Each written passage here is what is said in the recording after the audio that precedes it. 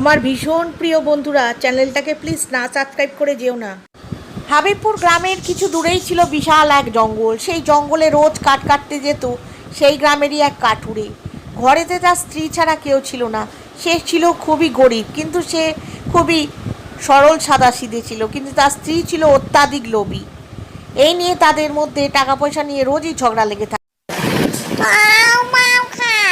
আমার এলাকায় আমি কাউকে এখানে আসা পছন্দ করি না। কাল রাত্রিবেলা অনেক দূরে গেছিলাম একজনকে ভয় দেখাতে, ভীষণ পরিশ্রান্ত লাগছে, একটু না ঘুমোলে পারবো না, ঘুমোই।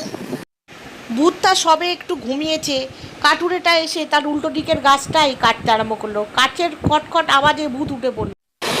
কে রে বোকা কথাকার, এখানে এসে গাছ কাটছিস, আমার ঘুমটা ভাঙিয়ে দিলি, আজ তোকে চিবিয়ে খাবো। ওরে বাবারে, ভূতের পাল্লায় পড়লাম নাকি? ও আমার মাথা ধরে গেল, একটু সবে শুয়েছি, তুই এই খটখট আওয়াজ করে আমার ঘুমটাকে কেচে দিলি, তোকে গলা টিপবো। আগে হুজুর আমায় মাফ করে দিন, আমি গরিব কাঠুরে, কাঠ বেচেই খাই, নলে যে অনাহারে প্রাণ যাবে, আমায় ক্ষমা করুন। ঠিক আছে, আমি তোকে একটা আশীর্বাদ দেবো, যা দিয়ে তুই যা চাইবি তাই পাবি, তবে একটাই শর্ত, এই জঙ্গলে আর প্রবেশ করবি না। আগে হুজুর আমায় একটা দিন সময় দিন, আমি কাল এসে বলবো আমার কি চাই।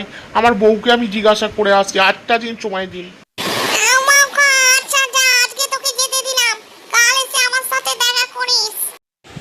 এরপর সরল সাদাসিধে কাঠুরেটা অল্প কিছু কাঠ মাথায় নিয়ে তাড়াতাড়ি করে হনন করে বাড়ির দিকে রওনা হলো। তাদের বাড়িটা ছিল জঙ্গলের একটু কাছেই, তাই সে তাড়াতাড়ি পৌঁছে গেল। তাকে দেখে তার বউ বলল,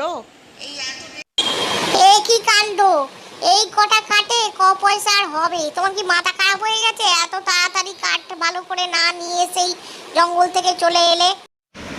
দাঁড়াও দাঁড়াও, একটা কথা আছে, আগে দেখে নি চারপাশটা। এরপর কাঠুরে তার বউকে সব কথা খুলে বলল। শোনো বউ, আমি ঠিক করেছি ভূতের কাছ থেকে এক হাঁড়ি সোনা চেয়ে নেবো। এই সোনা বিক্রি করে আমরা অনেক বড় লোক হয়ে যাব।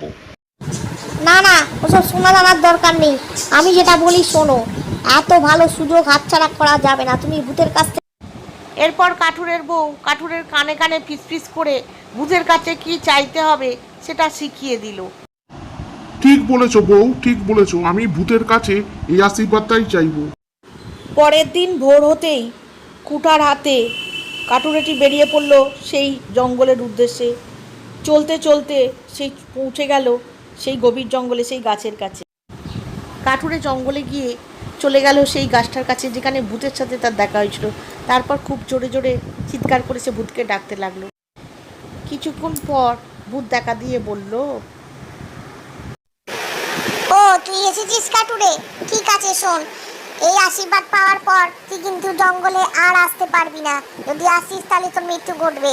এবার বল তোর কি চাই? তোর আগে ভূত মশাই, আপনি যদি দয়া করে আমাকে সোনা দানা না দিয়ে আরো দুটো হাত দেন, তাহলে আমি বেশি করে কাজ করতে পারবো আর বেশি করে রোজগার করতে পারবো।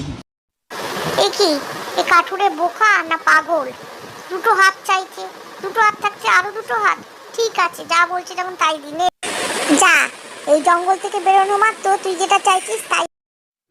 ওরে বাবা, রাক্ষস রাক্ষস, কাঠুরে রাক্ষস হয়ে গেছে, সবাইকে গিয়ে গ্রামের খবর দিয়ে আসতে হবে। এ কি, বদলটা আমাকে দেখে ওরম করে ছুটলো কেন?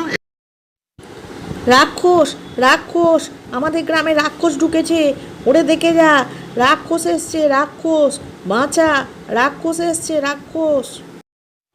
আরে আরে আরে, এ আমাদের সেই গরিব কাঠুরেটা না? এ বাবা, ও কবে রাক্ষস হয়ে গেল? ওকে এখানে থাকতে দেওয়া আর যাবে না, চলো আমরা সবাই মিলে ওকে মেরে ফেলি, চলো চলো। কাঠুরেটাকে রাক্ষস ভেবে ইট ছুটতে লাগলো। ওই ইটের আঘাতে কাঠুরের মৃত্যু হলো।